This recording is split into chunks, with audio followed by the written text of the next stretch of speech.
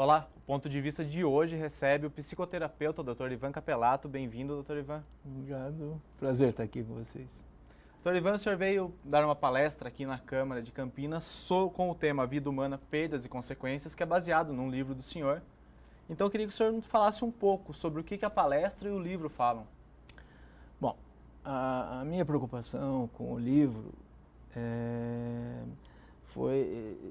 eu sou um cientista, eu vivo da clínica, eu vivo de pesquisa, vivo de leitura e, ultimamente, nós temos descoberto que grande parte de doenças somáticas, como alguns tipos de câncer em crianças, alguns tipos, doenças psicopatológicas, como as distemias, que eu já falo delas, as depressões, e o transtorno do estresse pós-traumático, eles vêm de fatos, de eventos ocorridos na vida das pessoas, eventos que às vezes são muito tolos, como, por exemplo, uma mudança de escola, uma mudança repentina de escola, uma mudança repentina de cidade, a morte do cãozinho, da calopsita, a morte da bisa, a morte da avó, uma doença da mãe.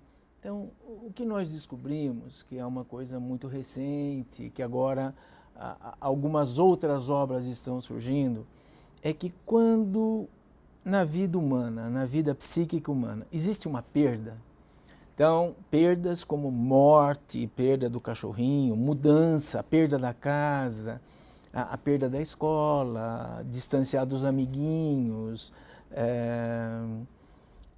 existe a necessidade de que a criança ou adolescente ou adulto faça um processo que se chama luto. O que é o luto? O luto é sentir a dor da perda. Então, seria tirar um tempo para processar tudo aquilo? Processar que está doendo, processar a falta daquilo, sentir raiva de ter perdido aquilo, sentir medo de perder outras coisas, sentir culpa. E depois, o luto vai aparecer como um processo que eu chamo de a dor doce da saudade. E aí a pessoa começa a conviver com a falta. Quando morre o cãozinho, e aí o pai e a mãe já dão outro. Quando a criança muda de casa, fica irritada, que é uma manifestação da perda. E as pessoas não compreendem isso. Vai acontecer imediatamente, 6 meses após a perda, 1 ano após a perda, ou talvez às vezes mais tarde, vai acontecer um processo de perda interna, ou somática, aparece uma alergia que não para mais, enxaquecas precoces, enxaquecas de crianças precoces, o aumento do medo noturno, o terror noturno, talvez começar uma enurese, fazer xixi à noite, já tinha parado, fazer cocô, soltar cocô aos poucos na cuequinha, a depressão, que é a perda da crença na vida. Então, não quer ir para a escola, não quer acordar, não quer comer, não quer se trocar, não quer escovar o dente. As distemias, que são patologias complicadas, que são patologias que funcionam assim. Quando aquela criança que não fez o luto, aquele adolescente ou adulto, que não fez o luto de alguma coisa, uma separação, a perda da namorada, do namorado, enfim, ele começa a agredir os ganhos. Então, recebeu um elogio de alguém, ficou feliz, aí esta perda volta.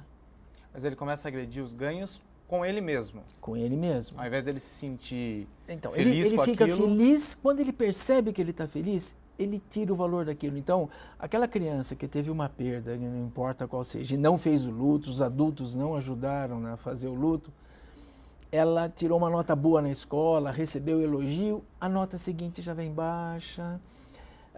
Como se fosse uma forma de autopunição, doutor? Não, uma prevenção. como não foi feito o luto da perda, parece que tudo que tiver bom vai perder, vai virar perda, vai se tornar perda. Então, eu tenho atendido meninos, meninas que encontram aquele namorado, aquela namorada ideal, começam a se apaixonar, rompem, de medo de perder. Então, funciona assim a distimia. Como eu tenho certeza que vai haver outra perda, antes da perda chegar, eu mesmo faço a perda, para não ficar esperando a perda. O medo da perda. E o transtorno do estresse pós-traumático, que vem criança que sofreu abuso, estupro, assalto, né? Hoje o assalto é uma coisa muito comum. Às vezes o assalto no carro, o assalto em casa. E aí as pessoas começam a tentar não falar daquilo. Não vamos tocar nesse assunto. Precisa tocar no assunto. Precisa falar da perda. Precisa chorar, precisa gritar, precisa ter medo, precisa sentir culpa. O medo, a raiva e a culpa são o trio necessário para que a gente depois comece a amenizar a perda. Então, o meu livro, que veio de umas aulas e de umas É isso que eu queria que o senhor falasse, como é que surgiu o livro, então, e como que todo o processo de desenvolvimento dele junto com outras jornalistas, como é que foi? Esse meu 8º livro surgiu de uma aula que eu dei sobre luto na universidade, e aí as jornalistas, isso saiu no jornal, que eu tinha dado uma aula sobre luto, perda, morte, aí as jornalistas sentaram comigo e fizeram algumas questões, e a gente gravou isso, e o Colégio Universitário de Londrina publicou esse livro. O livro ele é baseado somente, nesse caso da perda, com crianças e adolescentes ou não? Com adultos também? É geral. Com adultos também. Então, o adulto perdeu alguém, perdeu um filho, que é uma coisa terrível, e aí ele está lá no velório do filho, começa a ter uma crise, e as pessoas vêm e tiram ele de lá, percebe? O mal que isso faz, ninguém imagina. Tem que manifestar essa histeria, tem que manifestar essa dor, tem que gritar, tem que... Esta sensação de dor, ela vem muito carregada de raiva, que eu vou falar na palestra, é uma necessidade humana, né? Você sentir raiva de perder, você ficar frustrado na perda.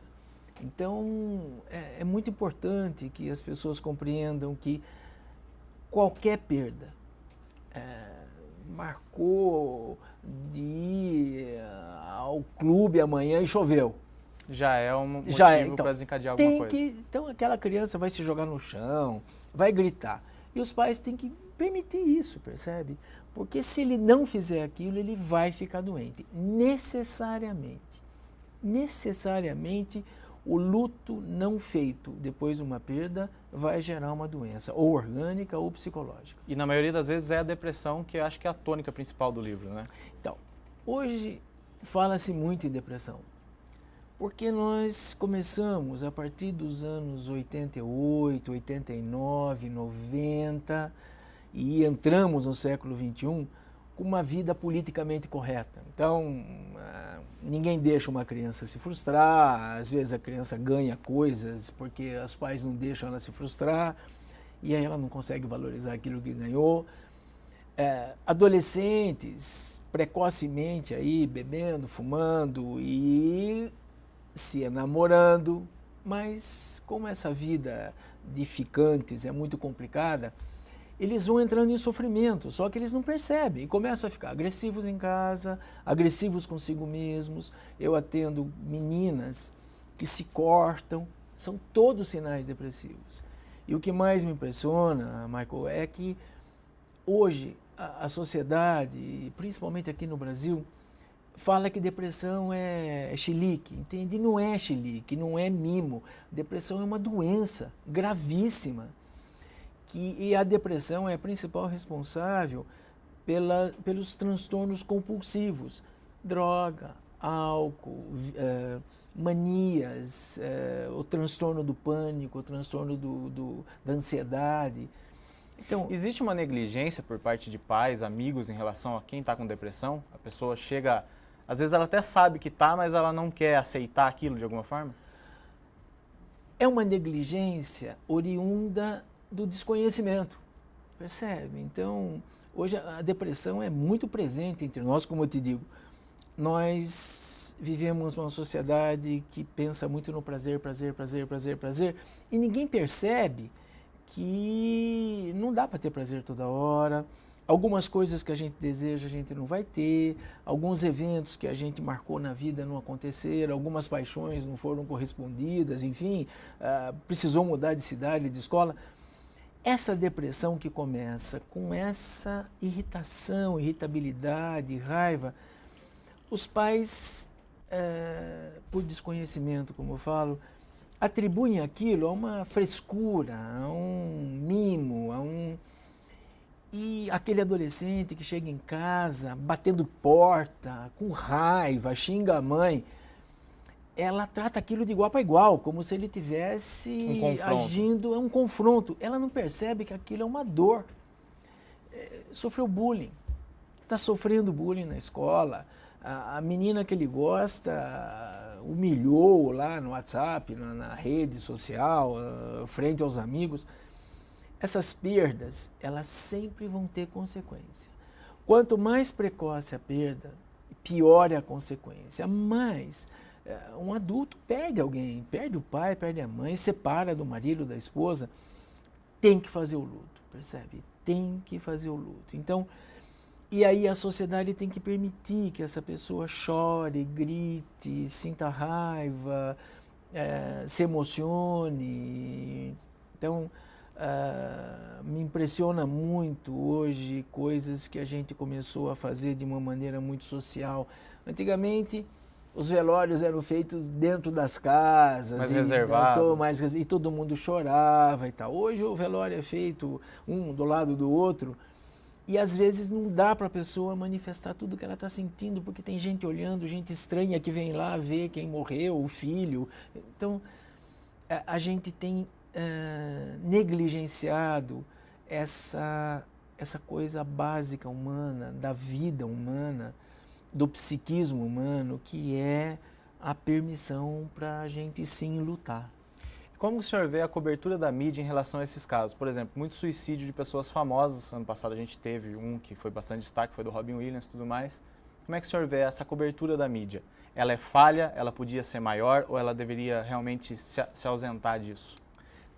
Ou se ausentar, ou fazer a cobertura e mostrar às pessoas próximas de quem suicidou, de quem morreu, o acidente. Nós tivemos acidentes aí recentes, né? O Eduardo Campos, esse outro acidente aí com o filho do governador. Então, mostrar às pessoas, mostrando a perda, falando da perda, chorando a perda, mas eu costumo dizer que hoje a gente tem uma mídia limpa em relação a isso. A gente valoriza muito a tragédia, mas a gente não ensina que em cima da tragédia tem que haver o luto, percebe? Então, às vezes em alguns programas aí populares, houve um crime, houve um assassinato, e aí mostra a mãe falando da justiça, mas não mostra a mãe chorando, falando da perda dela, de como ela está se sentindo. Então, eu acho que a mídia falha quando ela, ou não, também por desconhecimento, quando ela não mostra que há uma necessidade fundamental nossa, básica nossa, de mostrar, falar o que a gente sente, o que a gente pensa, como a gente está vivendo aquilo, vivenciando aquilo, nossa culpa, nossa raiva, nosso medo. O senhor falou que existem vários tipos de depressão e elas são provocadas de algumas maneiras diferentes. O senhor pode aprofundar nisso, falar cada uma delas? Existem depressões que a gente chama de sinais depressivos. Então, é quando a depressão ela está no seu início, mas ela está contida. Então, o primeiro sinal de depressão não é a tristeza, é a irritabilidade. Então, irritabilidade, aumento da agressividade, a autoestima que cai, a autopiedade que aumenta. Então, existem algumas pessoas que reagem com sinais depressivos e ficam neles o resto da vida. Existe um segundo momento, que são as depressões propriamente ditas. Então existe irritabilidade, agressividade e tristeza. A tristeza constante, mas está lá o sujeito indo trabalhar, está em casa lá, ficou um pouquinho no almoço de Páscoa, mais triste, no Rio. Nada. E existe um terceiro tipo de depressão que a gente chama em psiquiatria de depressão maior, que aí é a perda total da motivação pela vida. É aquele paciente que fica no sofá deitado, muitas vezes a gente tem que interná-lo para poder ajudá-lo. Muitas vezes a gente dá eletrochoque, faz eletrochoque terapia para ver se medica e tudo mais. Mas essa depressão é a que as pessoas aceitam, né? O sujeito parou de viver. Mas a primeira forma depressiva, que são os sinais depressivos, as pessoas não valorizam muito. Né? Está irritado, que criança chata, ou que adolescente chato, ou que adulto chato. Então não se arruma mais porque a autoestima caiu, então não se arruma mais, começou a engordar ou emagrecer, muita autopiedade, então lamento, uma pessoa lamentosa, melancólica. Mas os três tipos são depressões. E se a gente olhar ao redor, nós vamos ver quanta gente está assim. Sem tratamento, sem ajuda, sendo criticado, recebendo talvez algumas interpretações ruins. Erradas daquilo que ele sente. O senhor também tem um trabalho grande em outros livros, principalmente com crianças, sobre afetividade. E nesse livro o senhor fala um pouco sobre a falta de autoridade, a perda da autoridade. Qual que é a relação disso com a afetividade, principalmente de pais com crianças? A outra maneira da gente viver no mundo é ter um sentimento de pertinência. O que é o sentimento de pertinência? É isso que hoje você vê esses meninos, inclusive aqui no Brasil, infelizmente, buscando o Estado Islâmico para ir para lá e se sentir pertinente, participar de uma torcida organizada e andar travestido com aquela camisa, com aquele uniforme, ir para o tráfico. O que essas pessoas procuram? Procuram uma autoridade. Porque o traficante é autoridade. Você falhou com ele, ele entende. Ele é bondoso quando você é amigo dele e ele é maldoso quando você falha. Assim como o Estado Islâmico, assim como a torcida, assim como os skinheads, os punks. Então, esse bando de gente procurando referência é porque não teve referência na infância. Nós precisamos de referência.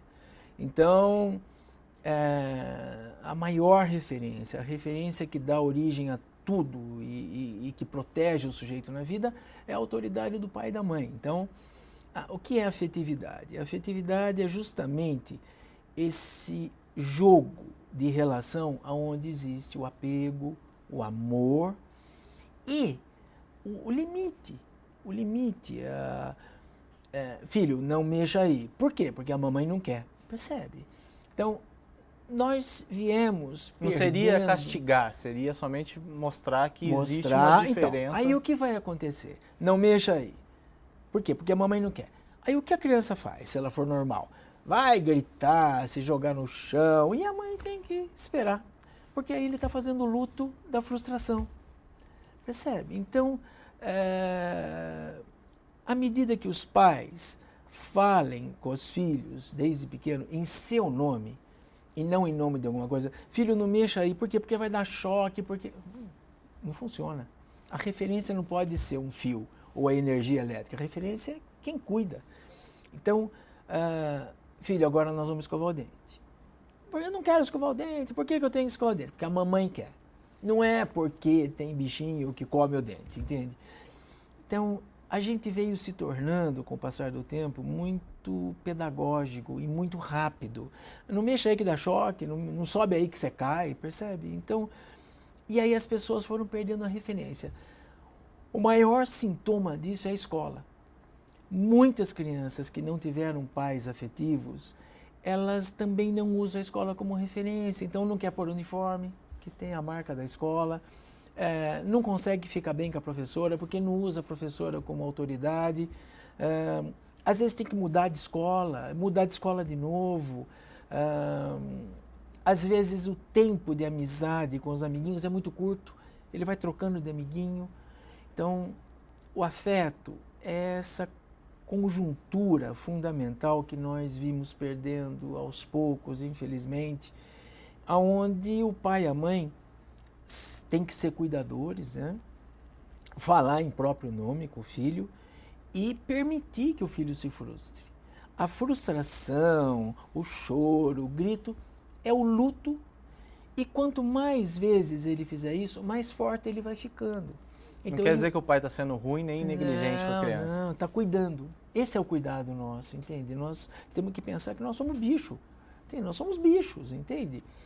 A nossa humanidade é a nossa fala, é a nossa linguagem, mas o nosso cérebro é animal, nosso cérebro é biológico.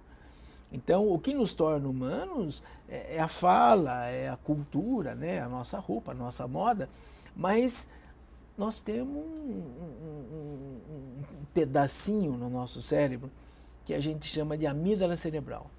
A amígdala cerebral, ela se forma aos 45 dias de vida fetal. E a amígdala cerebral é o nosso demônio interno. Então, quando nós nos frustramos, existe uma reação amidalar, uma reação neurológica, que faz a gente sentir raiva. Então, quem tem um cãozinho em casa, por exemplo, e que joga a bolinha, o cãozinho traz, às vezes você vai tentar tirar a bola, ele está brincando, mas você vai tentar tirar a bola dele, ele rosna. Então, nós somos reféns de uma biologia, e reféns de um psiquismo, e reféns de uma cultura, de uma sociedade que nos obriga aí a nos vestir, a estudar, a trabalhar. Então, hoje nós temos crianças extremamente inteligentes, porque mexem lá no iPad, na internet, mas com psiquismo de nenê. Então, tá lá aquele menino com 15 anos de idade, começou a gostar daquela menina, aquela menina não precisa gostar dele, não o quer, ele chega em casa e se enforca. Então, é essa daí a relação com o prazer imediato que o senhor já chegou a falar. Isso. Quem tem referência, quem é criado com essa autoridade, eu quero que você tome banho, isso não é autoritarismo, isso é autoridade. Autoritarismo é, vai tomar banho senão você apanha, entendeu? Autoridade é, vai tomar banho, não quero tomar banho, então pode chorar. E aí vamos tomar banho chorando, entendeu? É o cuidado, que nós perdemos essa relação de cuidado. Hoje você vê essas gerações, 13 anos, 12 anos, bebendo, usando droga, fazendo sexo, sem a ideia do que aquilo significa. Então é moda, só o prazer pelo prazer. Só prazer pelo prazer. Não existe uma afetividade embutida nisso. Doutor Ivan, a gente já está terminando, se o senhor quiser deixar algum recado final, alguma coisa que a gente não falou? Bom, o recado final que eu queria deixar é que as pessoas percebam que nós vivemos em sociedade, dependemos da sociedade, mas existe algo que vem antes dessa vida nossa social, da festa, do final de semana, da bebida, do churrasco, que é o nosso psiquismo. Nós somos frágeis demais. Então, eu ia pedir aos pais, aos professores, às pessoas aí que nos assistem, que quando perceberem que tem alguém em sofrimento, e lembra, sofrimento, a manifestação do sofrimento não é a tristeza, é a raiva, a irritabilidade, que vão atrás, procurem ver o que aconteceu. Às vezes houve uma coisa gravíssima com essa criança, ela se perdeu na praia durante o feriado de Páscoa e quando a mãe encontrou com ela, ficou brava. Percebeu? Não acolheu, não deixou ela chorar. Essa criança teve uma perda, teve um trauma. E às vezes a mãe a encontra e fica brava com ela. Então, assim, que quando perceberem que alguém está irritado, raivoso, que vão buscar uma resposta para isso, vão observar o que aconteceu. A gente tem tido muitos eventos ruins com adolescentes e crianças e os adultos precisam estar atentos a isso. Precisa ter um entendimento maior do que acontece. Doutor Ivan, muito obrigado pela presença. Obrigado a você, Michael. Esse foi o Ponto de Vista, que conversou com o psicoterapeuta, o Dr. Ivan Capelato. A gente volta no próximo programa.